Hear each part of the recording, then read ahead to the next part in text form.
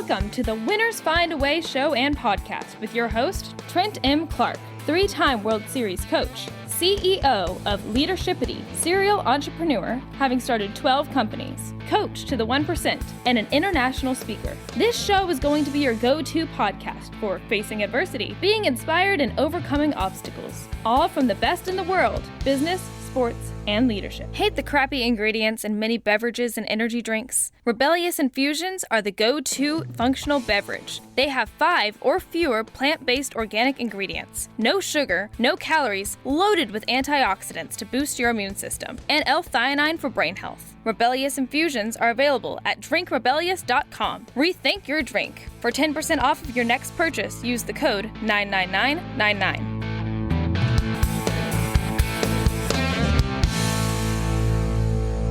My superpower is I'm always thinking about the other person, and I love to ask and listen. I could tell you there's so many meetings I've had with people where they go, Larry, oh my God, this meeting's been all about me. And I think when you lead with yourself, you leave with yourself. And I'm never leading with myself. I love that. That's a good saying. When you lead with yourself, you leave with yourself.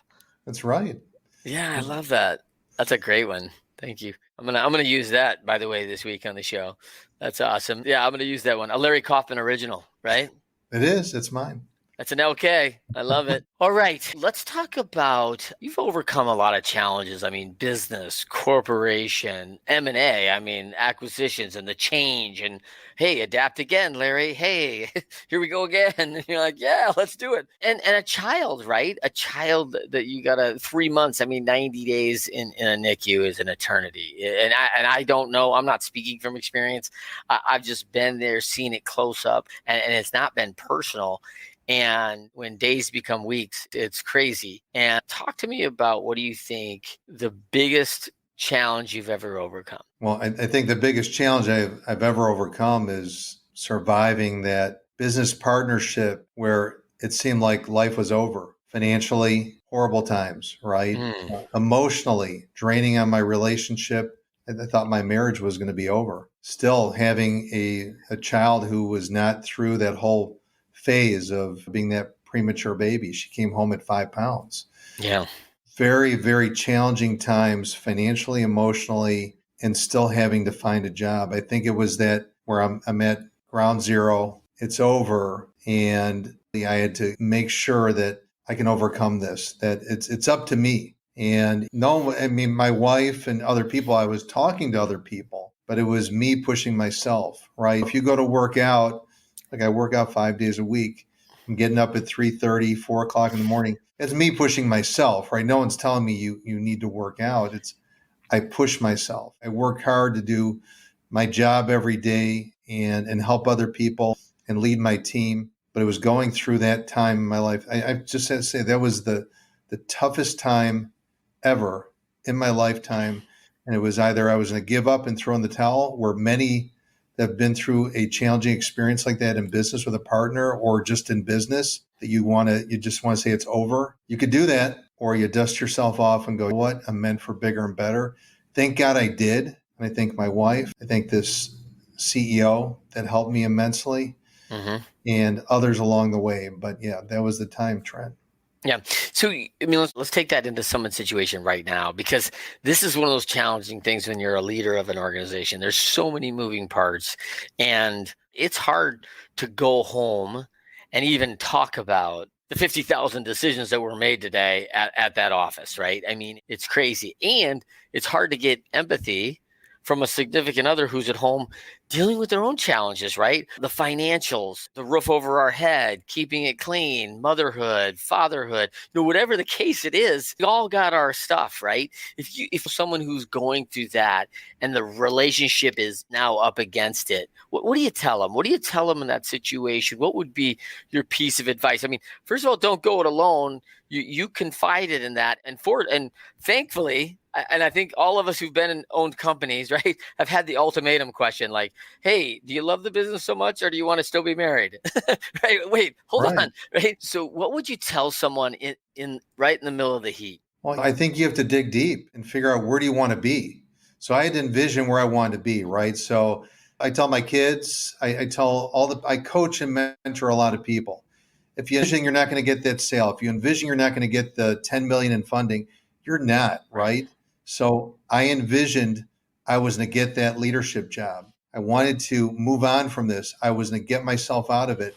I didn't envision failure. I think too many people just say, hey, I failed here. It's not going to work. I'm done. I didn't do that. So I had help and talked to people, but I also envisioned being successful. I envisioned getting that next job, and I did. I got a $25,000 sign-on bonus.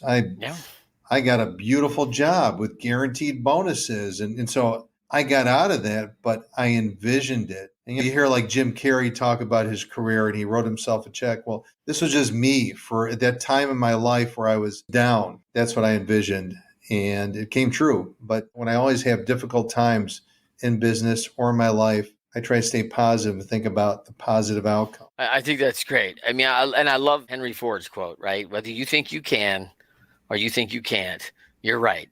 So I love that because that just starts right where your vision is. What are you thinking about? Like, well, I think I can't do it. I don't think I can get the job. Well, guess what? Like, I don't like your chances. Like, and I think that positive vision is so important. I want to touch on something else that you said that's very important about your day.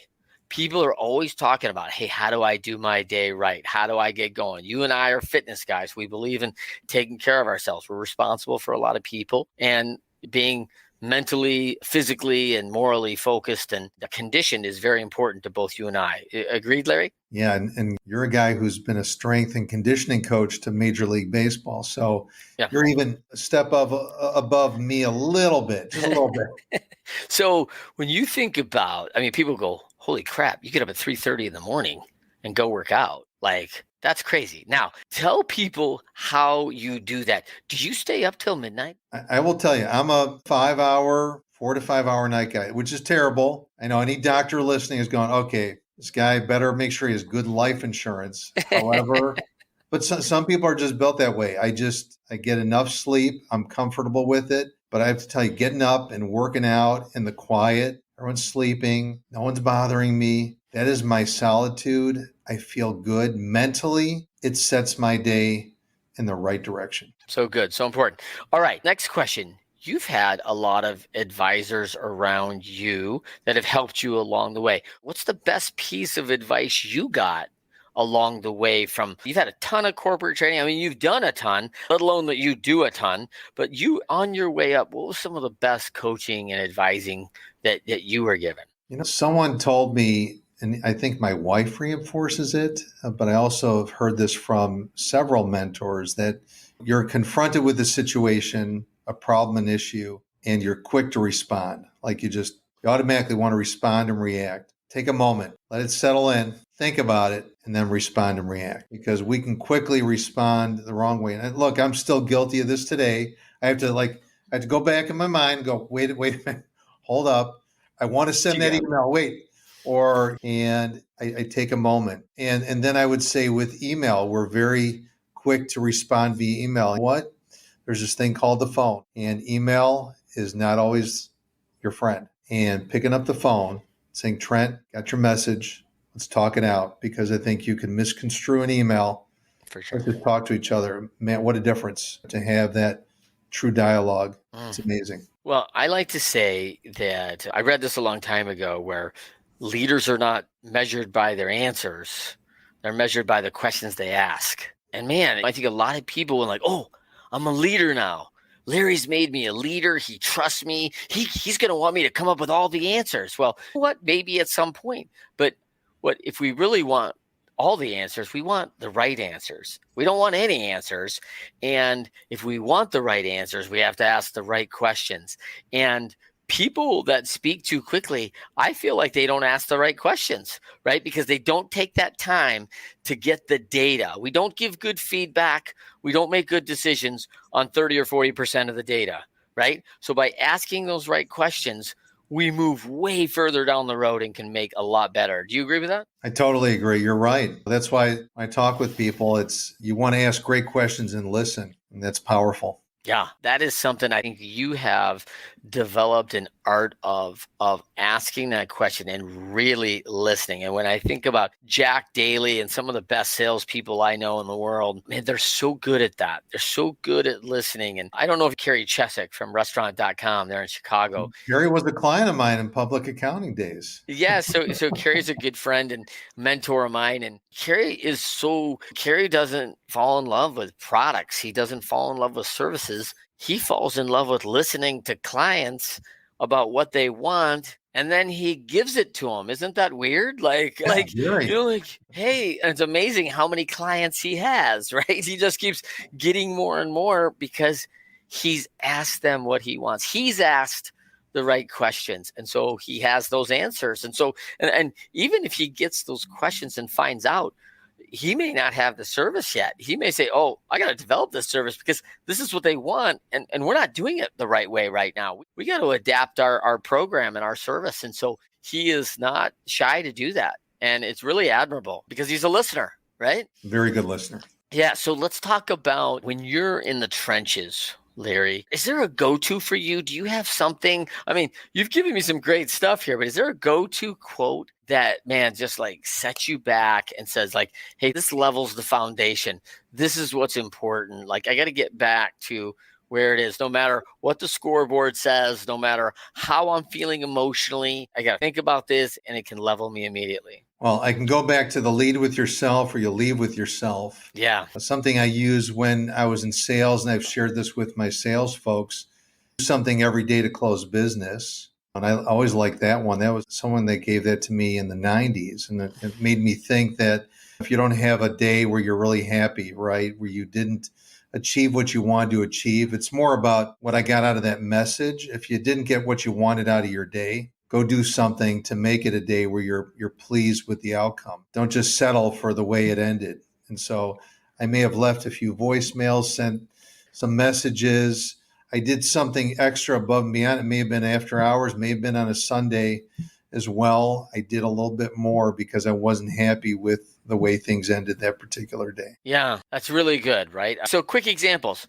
A quick email, a follow-up to a client that you may have lost track of. Give us some other examples real quick. Well, it just may be, it's really just reaching out and making a phone call to someone and leaving a message that is about, you could be about your product or service, but something a little more about that person, doing your research and taking the extra steps to leave something where it's compelling that it's going to result in a response, a next step. And so I think I just never wanted to be salesy, right? Yeah. I wanted to be more relationship driven even before I wrote the book. Good. I was thinking about our quote as we talked about as you go through these days of leading up to you and I getting a chance to talk. I knew it was on our schedule here for a couple of weeks. And really, the legacy word of NCG really stuck out for me, right? And I actually read something about Trent Dilfer, who's, by the way, probably the most unlikely Super Bowl quarterback of all time, right? Because this guy is not, like, statistically speaking, the best quarterback that's ever played the game. But he said the ultimate gift the great quarterbacks have, and I'm just going to put leaders have, is more than their talent, is their ability to make everybody better. That's the job of the great quarterback or the great leader, is you make the building better. You make the linemen better. You make the receivers better. You make marketing better. You make fulfillment better. You make the coaches better. Your executives around you. You make your administrators are better. I mean, you make equipment people better. I mean, all these things, the whole organization is better because of your greatness and how you approach your job, the mindset of everybody involved. And I thought, man, when I thought about that and I thought about that complete networking, connecting, and giving of a leader and an NCG and how you're going to leave that legacy, I thought that was a good quote from Trent Dilfer. I like that a lot. Tell me, to end, let's talk about people out there need to win. They need to win today. What do you think, in your experience? You've written a great book on about it. Everybody should pick that up. Hey, you want to learn how to win? Pick up the NCG Factor, right? What would be your single input of advice for people? Maybe we haven't covered it. Maybe we have. But like the single point of like, hey, I got to get on the winning way. What would be your best point to start? I have to go back to what I said before, Trent, because I just think everyone wants to go to the negative. I'm not saying everybody, but a lot of people like to go to the negative, and I like to go to the positive, right? So it's just picture, imagine yourself winning, right? You've dealt with Major League Baseball. So you have to imagine you're gonna be a top-rated pitcher, right? You're gonna be the best batter in the world. And if you think, hey, I'm gonna be mediocre or average, I'm doing my best, I think I'll do okay, not good enough. I want to win. Doesn't mean you're always gonna get there, but I want you to start out thinking that way. And so my children, the people around me, my team, we have to think like we're gonna win. We have to think and act like winners. And so if we just miss the mark a little bit, at least we tried to achieve the highest level of where we wanted to be for our business and for our life. Yeah, I love that. You're so right that vision work is so important to athletes. It's unreal. And by the way, we've done this since we were 8 years old, running around the backyard in the driveways going, last second shot, game 7 of the NBA finals. Steph Curry, 3, 2, 1. Oh, we win. And we run around the yard and we make believe of this visionary moment of greatness. And we see ourselves in that winning light. And then it's like somebody pulls it out of you. And it's probably why I got dubbed the dream maker, right? As a coach, because going to 3 World Series, my first trip was 25 years old. And it was only years before that, I was running around my yard hitting wiffle balls over the fence going, game 7 of the World Series. When you realize everyone on the field is actually living the dream, because this is what we were all dreaming about as kids, running around our backyards. And so when you're talking about what are you dreaming about? What Larry's telling me, you get that vision very clear in your mind on how you're going to win that dream. How are you going to win it over?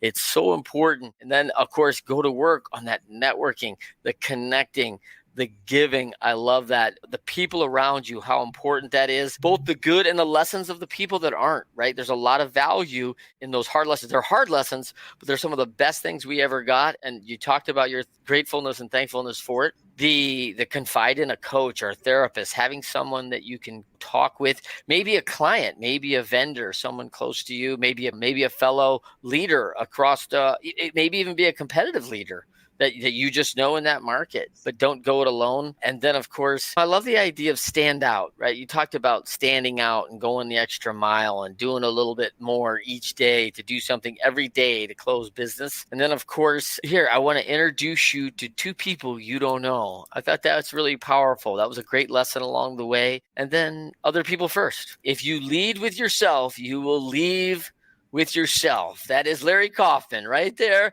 Larry, thank you so much for joining us. I am so thankful that you could be with us on the Winners Find a Way show. And you can always check us out 12:30 Eastern, 9:30 a.m. Pacific every Friday live. And you can go and get the podcasts on all the major podcasting networks. Larry, thank you so much for the time today. Appreciate it. And hopefully we'll see you again. And for everybody else, pick up the NCG Factor. Larry, thanks again. Thank you, Trent, and your audience, too. Thank you. Great to see you.